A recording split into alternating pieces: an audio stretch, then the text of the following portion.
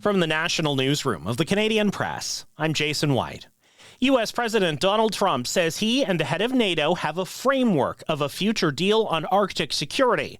And Trump is scrapping his planned new tariffs on 8 European countries, which were an effort to force U.S. control over Greenland. Trump says additional discussions are being held on Greenland and his so-called Golden Dome missile defense program.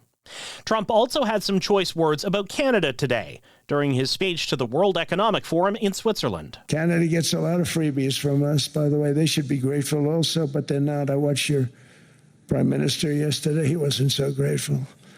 But they should be grateful to us. Canada lives because of the United States. Remember that, Mark, the next time you make your statements. Prime Minister Mark Carney never mentioned the U.S. or Trump by name yesterday in his speech, but it was widely understood to single out how Trump has ruptured geopolitics.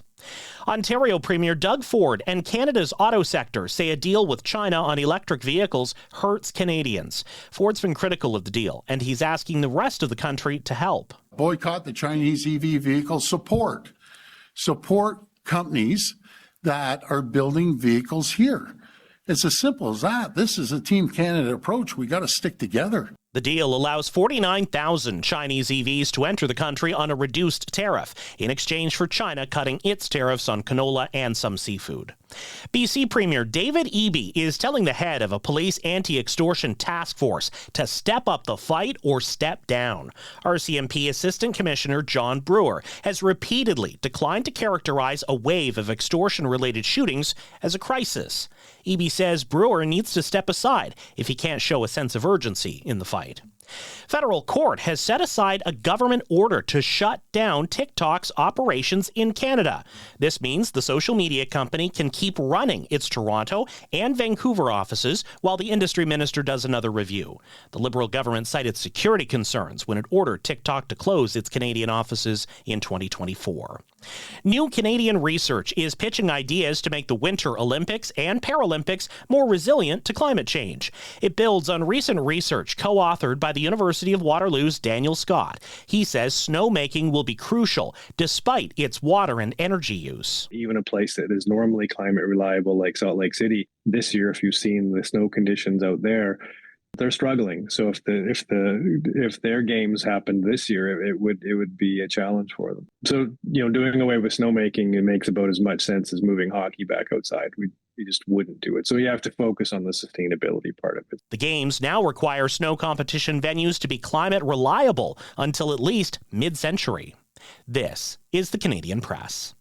In sports, the Toronto Maple Leafs host the Detroit Red Wings tonight in a battle of Original Six rivals. Toronto is 1 point out of a wildcard spot in the NHL's Eastern Conference, while the Red Wings are 2 points back of the Atlantic Division leading Tampa Bay Lightning. Also tonight, Calgary hosts Pittsburgh while Vancouver welcomes Washington. Over in NBA action, the Toronto Raptors look for 2 wins in as many nights as they visit the Sacramento Kings. The Calgary Stampeders have signed star defensive lineman Clarence Hicks to a 3-year contract. The 27-year-old American was a CFL West Division All-Star and Calgary's nominee for Outstanding Defensive Player in 2025.